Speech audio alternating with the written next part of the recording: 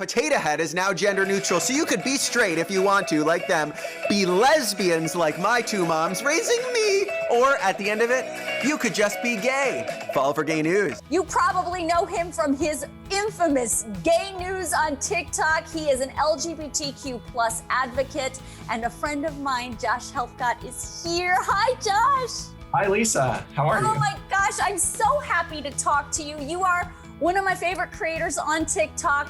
Tell me what it's like for you to have such a big platform and for it to grow so big so fast. Oh my God.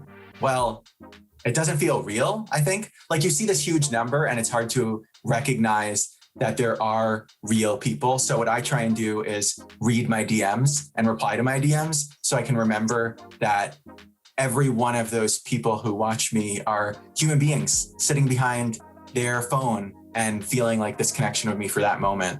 I don't know, it's surreal. And I sometimes feel like I have imposter syndrome and I'm lying about the whole thing. Well, I can tell you you're not. You're awesome at what you do. And of course, you are a member of the LGBTQ plus community.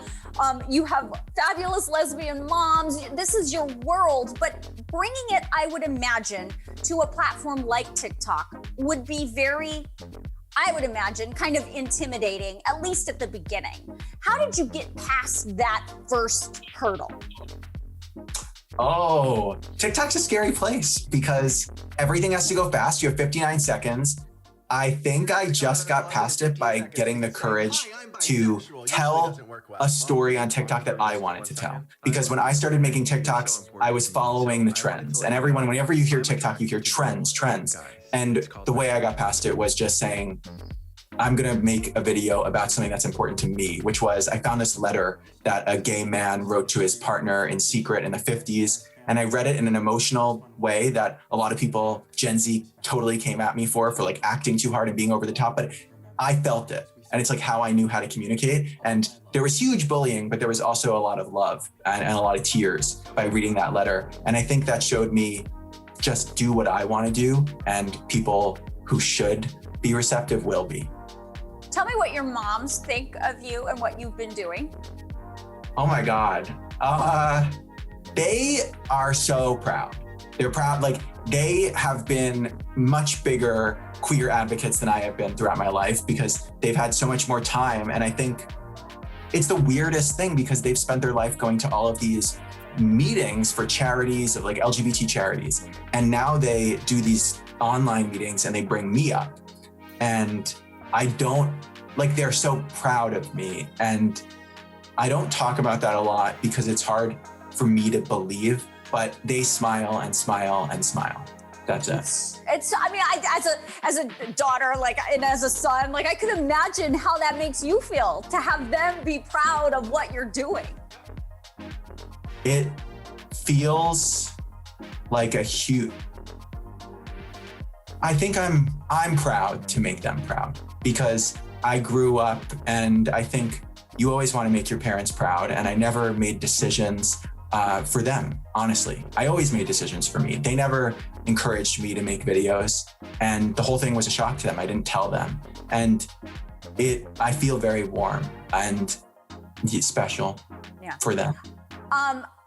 You made a video that stood out to me just recently. Obviously, you make a lot of them, but the one that stood out to me recently was the one where you talked about when you were a young kid and you were always feeling kind of left out.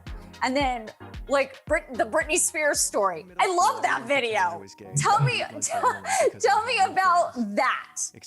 That was a really vulnerable, because normally on TikTok, I'll share other people's stories, like gay news. And I was nominated for something personal.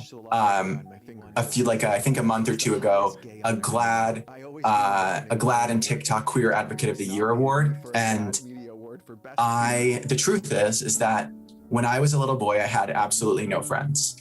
Everyone could tell I was gay. So, and I was in a conservative town, even in New York State, but it was, the town was very conservative and very homophobic. And I didn't tell anyone, but they could tell. They knew, even if I didn't tell them. So I turned to media, I turned to TV. And when I saw Britney Spears on TV, she was so powerful and confident and strong. And I just loved her. I felt like I want to be like her. I want to be confident in the hallways. I want to be able to dance like this and feel in control of my space, like just being able to, she was just doing it. And I was this tiny boy, so scared and so that everyone's going to tell me, the next slur or the next curse word. And she didn't seem scared. And Brittany invited me to meet her when I was 13. And I looked very different at the time. And it was one of the highest moments of my life. And I think it showed me that things are possible. It was a really big lesson for me as a kid, that if I dream of something, it really could happen. And that photo with Brittany for me is so much more than a photo with who I considered to be my best friend. But I think it's proof that I could make my dreams come true. And by the way, speaking of that award, congratulations! Holy smokes, I'm talking to the Tik-Tok Queer Advocate of the Year from the GLAAD Media Awards. Could you, I don't even have words. That's such a big deal. I have literally, it's all my audience, they voted for me. That's it. And the fact that they went and took the time, it wasn't an easy form to fill out. It's mind blowing, and I'm so honored and thankful. Glad, I started making TikToks a year ago, 1 year ago to this day almost in April. And now to be here is mind blowing. All right, I want to talk about some things that people might not know about you. If you were not doing gay advocacy work on social media, that is a full-time job for you, right? Mostly, yeah. Okay. So if you weren't doing that full-time, what would you be doing? My whole life I wanted to be like you. I wanted to be a journalist on TV, but I don't think that's what I would be doing. I was too scared. And it's really too hard. It's hard work, brutal hours. I think I'd be working in technology. That's where I worked in between my time after college to now, working in technology. I still work at some tech companies today and help out. And I gain a lot of joy from kind of designing websites and iPhone apps, which is funny because TikTok's an app, so. Right. Wait a minute. You worked in tech? Yes. Oh, that's interesting. Yeah. Doing and everyone in my family, all my brothers work in tech as well. So you have brothers? I have 3 brothers. So there's 4, my 2 moms and 4 sons, and no daughters. What is your favorite thing to do? In my brain, I see that in my brain, all you do all day long is come up with content. But obviously that's not what you do for your own time and downtime. What do you like to do in your downtime? I love concerts and Broadway shows the most, but the pandemic doesn't allow that. Honestly, I'm a really simple guy. I love naps, and I nap every single day. And I try and go for a walk. But other than that, I do live a small life. When you see these people who live big, shiny lives, totally not me. The biggest that I might get is if Brittany goes back on, to Vegas or on a tour, I will be there immediately. You and me both. I used to live in Vegas and I missed her show. And if she comes back, I'm in. I know. Okay, what surprises you about your own content or your own audience?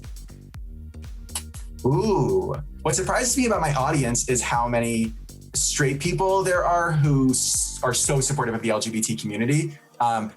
Not saying that straight people don't support the LGBT community. The allies are the most important part of our community. I think we wouldn't have equal rights without them. But to see how many people are mothers of gay kids or of a trans daughter or trans son, that's always mind-blowing. The number of allies who stick by their kids sticks with me. About my own content, I would say just how gay it is. The thing I was bullied about the most as a kid is now what I talk about the most. And I think that's kind of cool.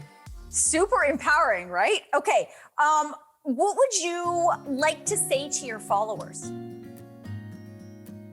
I know what you feel, and I know how scary it is if you're below the age of 18, living in your parents' house, feeling like you're trapped and like you have nowhere to go and that your future might suck.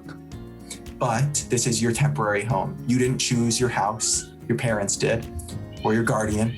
You didn't choose any of this. You are hanging in there, doing the best you can, and just keep hanging on, because truly it's the most tacky thing, but it gets better because you get control. And when you get control of your life always gets brighter. Your future is so much brighter than you can imagine. Outside of your niche of content, what is your favorite TikTok content to binge? Like, I love to watch house renovation TikTok. What's your favorite? Do you? Oh my God. Inspiration TikTok, like I loved crying. Anything that's gonna make me cry or like question, how I'm not, like present in the moment, I just start bawling. Or whenever there's like a duck that falls down a drain and the mom's trying to rescue it, like I love all of that. And who is your favorite TikToker? Who's your favorite TikToker? Oh my God. Honestly, I think it might be you. And I know that's like Stop it! Because I don't have a favorite, but what I do have are people who I know care about their videos and work really hard on your videos. And to see someone take stuff that normally is on like traditional TV, like in a local news style, and personalize it and relate it to the audience while still maintaining integrity, that's you. Gosh, you're gonna make me cry, Josh. Well, Josh, this has been so awesome. Thank you for your time. Congratulations on that huge, glad honor. What you so deserving for all that you do. Thank you for your time. Thank you.